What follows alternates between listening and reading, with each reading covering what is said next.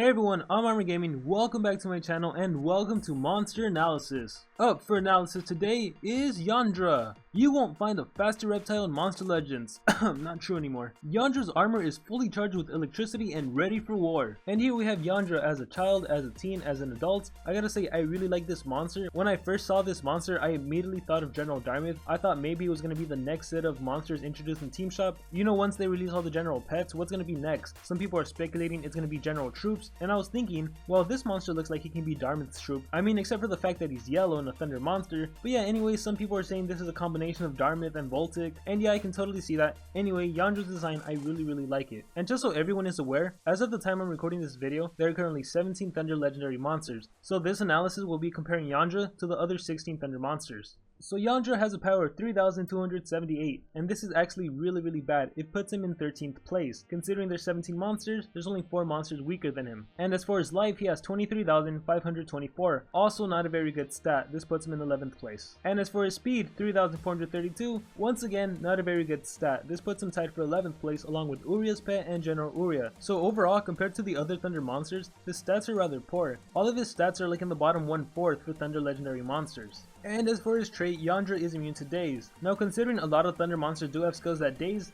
and the immobilizers for Thunder monsters have skills that stun, so it would have been better for Yndra to have an immune to blind trait or an immune to stun trait. Immune to daze, it's honestly not that great, especially when you consider the fact that this monster's speed is rather low. So anyways, we're gonna move on, and before I do move on to skills, I do have to say for those of you that are watching this video on a later date, or for some of you that didn't see this monster when he was first released, when he was initially revealed on MonsterWiki.com, he had way better stats and he had a skill that was significantly better, but all of that was nerfed. And I'm not really going to be talking about what his skills were before or what his stats were before. I'm only going to be talking about his present skills and stats, because really that's all that matters now. The whole fact that he was nerfed, that's in the past.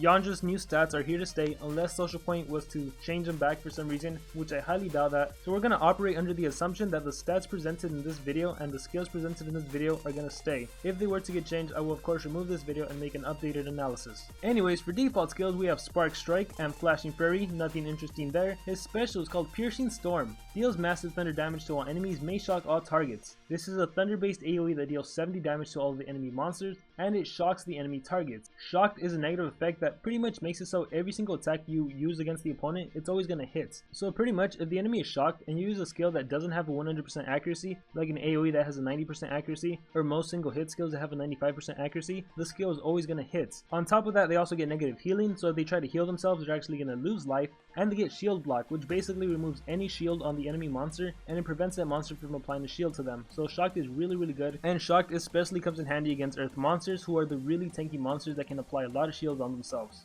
So all in all, I would have to say Piercing Storm is a pretty good skill. My main problem with this skill, and you guys are probably tired of hearing me say it, is that this is a thunder based attack as opposed to a special based attack. If this skill was special based, it would have been a whole lot better, because if you ever use this monster in Team Wars, you're obviously going to fight another thunder monster, and since you have a thunder based attack, it's going to deal less damage than a special based attack would have dealt. So yeah, that's Piercing Storm. In skills group 1, we have Voltage Discharge, Static Jolt, Galvanizing Stream, nothing too interesting in skills group 1, so on to skills group 2. So we start things off with Atomic Shock, deals heavy special damage, may shock target, requires cooldown. So this is a special based attack that deals 50 damage to a single enemy monster, it costs 28 stamina, and has a low 1-turn cooldown. So Atomic Shock is a pretty good skill in my opinion. It can come in handy in multiple situations. The shield block really helps against Earth monsters, the negative healing really helps when you're going up against nature monsters, and the fact that the enemy monster that is shocked will always get hit, that helps against any single element. Oh, and by the way, and all of you can correct me if I'm wrong, if you were to use Atomic Shock on that enemy monster, yeah, you're gonna deal no initial damage, but the negative effect Shocked is basically gonna overrule spacetime. Sort of how in a similar fashion, if an enemy monster has increased accuracy and you blind them, the blind overrules the increased accuracy. Shocked essentially does the same thing with spacetime, so Atomic Shock is a skill I definitely recommend. Next up is Faster Than Light, deals moderate thunder damage, gains haste, requires cooldown. So this is a thunder based attack that deals 45 damage to a single enemy, it costs 28 stamina, and for some reason it has a high 3-turn cooldown, and haste, as you all know, that increases your speed by 20%, however you only have a 40% chance of actually landing haste. Now because of how often your monster will fail to get haste, I really can't recommend this move. For one, it's thunder based, so it doesn't help you in a thunder war, it's 45 damage, so that's already low, and the cooldown is really too high. This skill, Faster Than Light, I do not recommend it. Next up is Sacrificial Volt. The attacker loses 25% of its life, gains double damage, gains position, requires cooldown. This is a self buff skill that costs 31 stamina, has a 4-turn cooldown, and it does 3 things to your monster. You lose a fourth of your life, you get increased accuracy, and you get double damage. Oddly enough though, you only get double damage for 1 turn, and you also get increased accuracy for only 1 turn. So as for the skill itself, I am really not a fan of it. I do not understand why it's a 4-turn cooldown, you're losing your life, and you're only getting damage boost and precision for 1 turn. If it was 2 turns, I'd be a little more understanding, but 1 turn, that just doesn't make any sense to me. With that being said, however,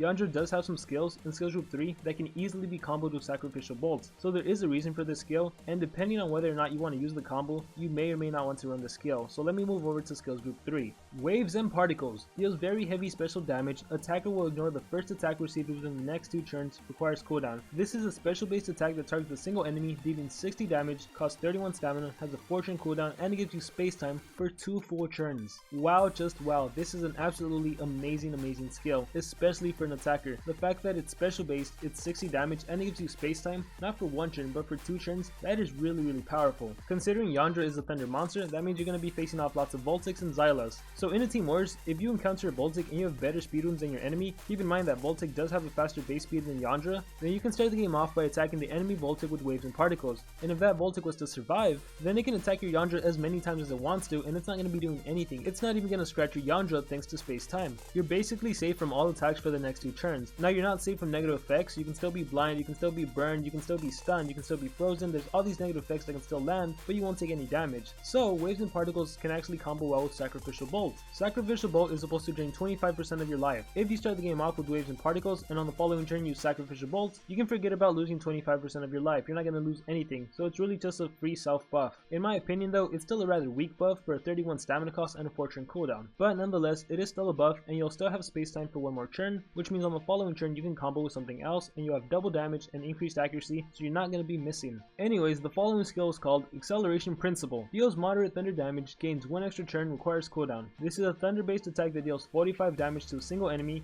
it costs 28 stamina, has a 3-turn cooldown, and it gives you an extra turn. Granted, this move is thunder based, is rather weak, and has a high cooldown, it does have a low stamina cost, and if you combine Acceleration Principle and Waves and Particles, that could be enough to take out the enemy thunder monster if you're running 2 strength runes. So in a team war situation where Yndra is faster than the enemy Voltic, and you have 2 strength runes on Yndra, then you can use Acceleration Principle, Waves and Particles, and you're going to be wiping out that Voltic, and you're going to have space time on your Yndra for the next 2 turns. However, keep in mind that does only apply if your speed is better than Voltic, or if you're able to immobilize the enemy Voltic. Now just be aware that Voltic does have the Harden trait, which means 20% of the time a negative effect is going to miss against them. Anyways, Acceleration Principle is a skill I think you should definitely run. And last we have Electron Burst. Deals moderate thunder damage to all enemies, may daze out targets, requires cooldown. Here we have a thunder based AoE that deals 35 damage to the enemy monsters, it costs 37 stamina, and it has a 3-turn cooldown. So it's thunder based, deals moderate damage, and it dazes. I would have preferred this skill a little more if it blinded instead of dazed. Now daze is good because it reduces the enemy's power by 25% and it reduces their accuracy by 25%, but I just personally feel that reducing the enemy's accuracy by 50% is a lot more powerful. But like I said earlier, who cares what it could have been, the fact is we have a monster with an AoE daze. And thanks to Yndra being able to give himself space time for 2 turns, followed up with a Sacrificial Volt that will give him double damage and increased accuracy, you'd be able to end that combo with Electron Burst, pretty much wiping out the whole enemy team. And I know that's the combo a lot of people saw with this monster, but I gotta say, I am personally not a fan of it. The main problem I have with this combo is that it takes way too long to execute. It takes 3 full turns. Like, yeah, of course Yndra can protect himself for 2 turns, but that's really it. He's only protecting himself. What about his teammates? In a team war, you usually run a deny monster, an attacker, and then a third monster. It depends whether it's an epic, a rare, uncommon, or a common. If it's a non-ranked up rare below and you're relying on the 3-turn combo, you can pretty much kiss that monster goodbye. And as for your deny monster,